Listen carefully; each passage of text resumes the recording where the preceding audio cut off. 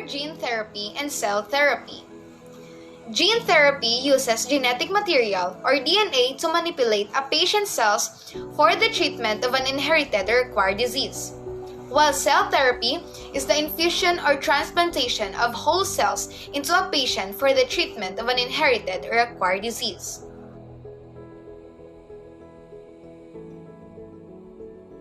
How does gene therapy work? Gene therapy is designed to introduce genetic material into cells to compensate for abnormal genes or to make a beneficial protein. What are the strategies being used in gene therapy? There are several strategies for gene therapy.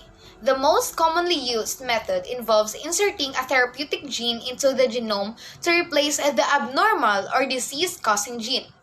The gene that is inserted is delivered into a target cell via a vector. What are the uses of gene therapy? Gene therapy is an experimental technique that uses genes to treat or prevent diseases. This technique may allow doctors to treat a disorder by inserting a gene into a patient's cells instead of using drugs or surgery.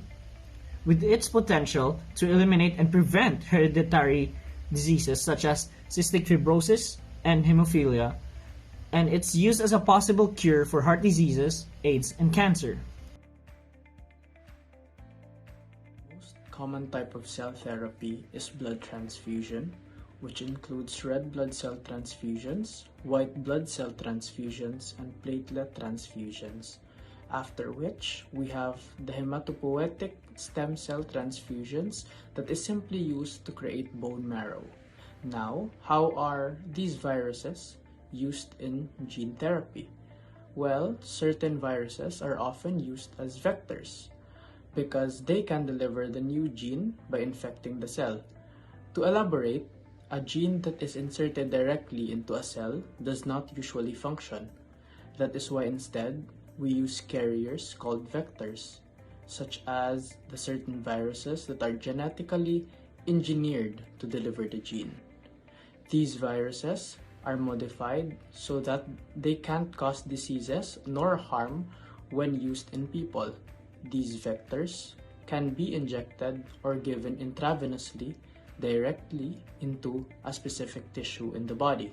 Now, where it is taken up by individual cells, alternately, a sample of the patient cells can be removed and exposed to the vector in a laboratory setting.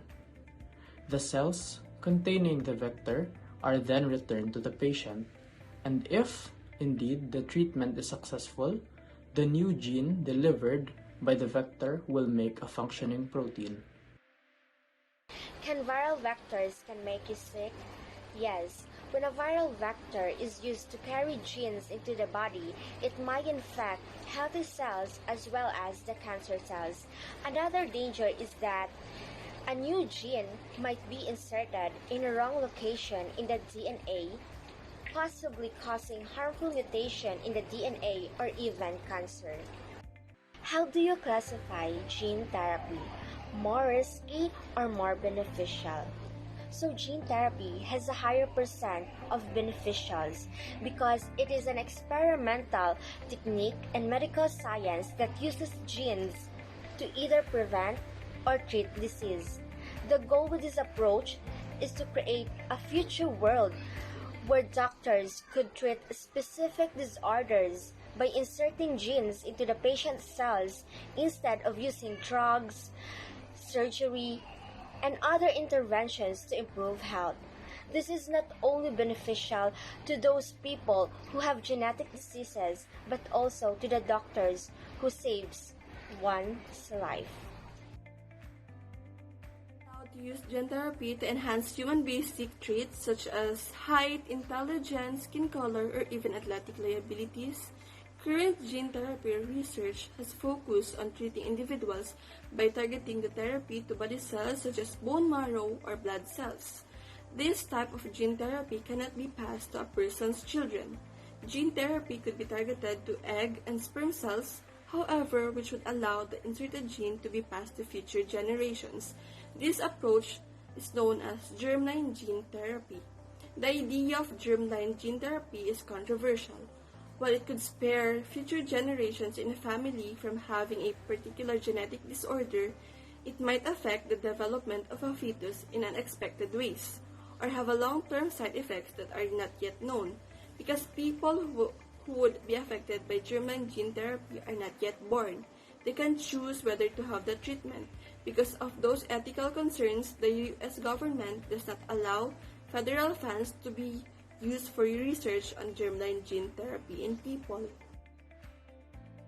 Gene therapy is revolutionizing the field of medicine, and it still has room for improvements.